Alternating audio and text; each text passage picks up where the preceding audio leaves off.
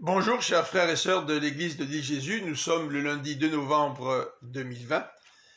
Aujourd'hui j'aimerais débuter en vous posant une question. Êtes-vous inquiet? Êtes-vous angoissé? Nous sommes aujourd'hui à la veille d'un événement capital dans l'histoire de notre monde, celui de l'élection d'un nouveau président aux États-Unis. Je lisais aujourd'hui un article dans lequel une dame de Pennsylvanie exprimait toute sa crainte et toute son angoisse dans laquelle elle vit déjà depuis longtemps. C'est la raison pour laquelle j'ai décidé aujourd'hui de faire une parenthèse dans nos méditations sur l'assurance du salut. J'aimerais que nous puissions, en tant que chrétiens, nous rappeler d'une réalité qui transcende les défis de ce monde. Et nous savons que les défis sont nombreux. Au Québec, samedi dernier, le soir de l'Halloween, un homme a tué 2 personnes et en a blessé 3 autres. Quelqu'un qui avait des problèmes de santé mentale. Quel défi auquel nous sommes confrontés. Celui de prendre soin de tous ceux qui ont besoin d'aide, tous ceux qui souffrent dans leur esprit.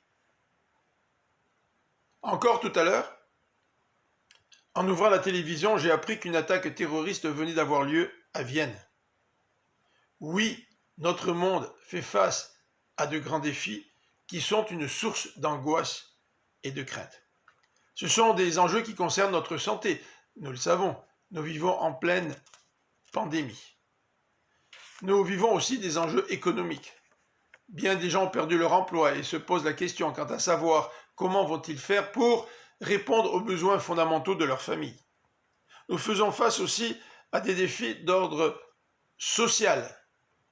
Nous avons tous entendu parler du mouvement aux États-Unis, Black Lives Matter. Nous faisons face aussi à des défis d'ordre écologique, de gros défis.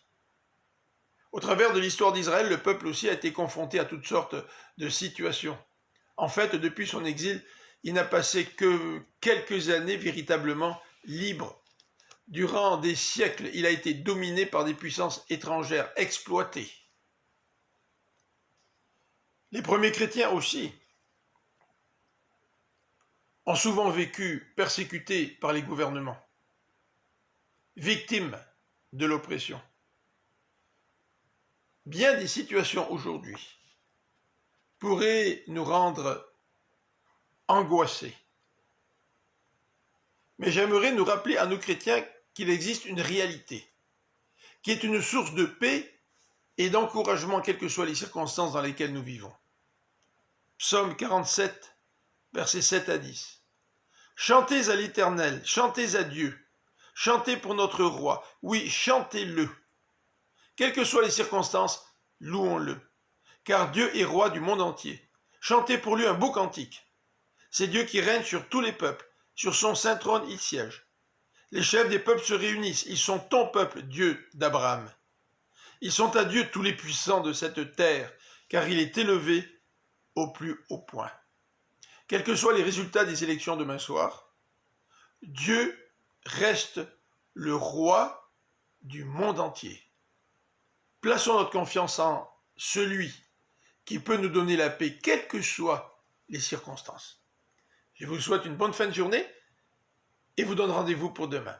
Que Dieu vous bénisse.